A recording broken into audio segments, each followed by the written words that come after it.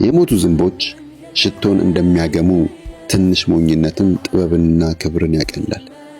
የጠቢብ ልብ ወደ ቀኝ፣ የሞኝ ልብ ግን ወደ ግራ ያዘነብላል። ሞኝ በጎዳና ሲሄድ ማስተዋል ይጎድለዋል፣ ጅል መሆኑንም ለማንም ይገልጻል። የገዥ ቁጣ በተነሳብህ ጊዜ ስፍራን አትልቀቅ። ትዕግስት ታላቁን ጥፋት ጸጥ ያደርጋልና። ከፀሐይ በታች ያየሁት ክፉ ነገር አለ፣ ይህም ከገዥ የሚወጣ ስተት ነው። ሞኞች በብዙ የክብር ስፍራዎች ሲቀመጡ፣ ሀብታሞች ግን በዝቅተኛ ስፍራ ሆነዋል። መሳፍንት እንደ ባሮች በእግራቸው ሲሄዱ፣ ባሮች ፈረስ ላይ ተቀምጠው አይቻለሁ።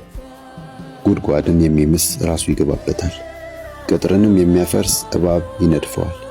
ድንጋይ የሚፈነቅል ይጎዳበታል፣ ግንድንም የሚፈልጥ አደጋ ላይ መውደቁ አይቀርም።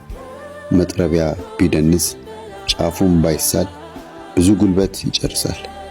ብልሃት ግን ለውጤት ያበቃል። እባብ በድግምት ከመፍዘዙ በፊት ቢነድፍ ለደጋሚው ምንም አይጠቅመውም። ከጠቢብ አፍ የሚወጣ ቃል ባለሞገስ ነው፣ ሞኝ ግን በገዛ ከንፈሩ ይጠፋል። ቃሉ በመጀመሪያ ሞኝነት ነው፣ በመጨረሻም ደግሞ ክፉ እብደት ነው። ሞኙም ቃልን ያበዛል፣ የሚመጣውን የሚያውቅ የለም።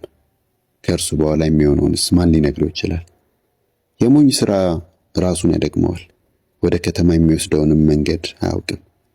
አንቺ ንጉሥሽ ልጅ የሆነ መሳፍንትሽን በጠዋት ግብዣ የሚያደርጉ ምድር ሆይ ወዮልሽ። አንቺ ንጉሥሽ ከተከበረው ዘር የሆነ ለመስከር ሳይሆን ለብርታት በተገቢው ጊዜ የሚበሉ መሳፍንት ያሉሽ ምድር ሆይ የተባረክሽ ነሽ። ሰው ሰነፍ ከሆነ ጣራው ይዘብጣል፣ እጆቹም ካልሰሩ ቤቱ ያፈሳል። ግብዣ ለሳቅ ያዘጋጃል፣ ወይንም ሕይወትን ያስደስታል። ገንዘብም ካለ ሁሉ ነገር አለ።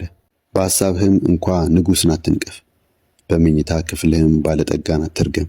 የሰማይ ወፍ ቃልን ልትወስድ የምትበረዋም ወፍ የምትለውን ልታደርስ ትችላለችና።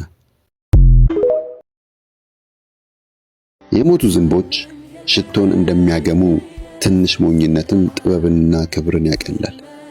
የጠቢብ ልብ ወደ ቀኝ፣ የሞኝ ልብ ግን ወደ ግራ ያዘነብላል። ሞኝ በጎዳና ሲሄድ ማስተዋል ይጎድለዋል፣ ጅል መሆኑንም ለማንም ይገልጻል። የገዥ ቁጣ በተነሳብህ ጊዜ ስፍራን አትልቀቅ። ትዕግስት ታላቁን ጥፋት ጸጥ ያደርጋልና።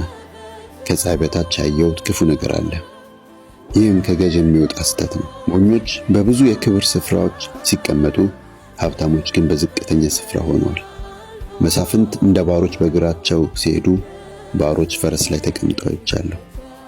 ጉድጓድን የሚምስ ራሱ ይገባበታል፣ ቅጥርንም የሚያፈርስ እባብ ይነድፈዋል።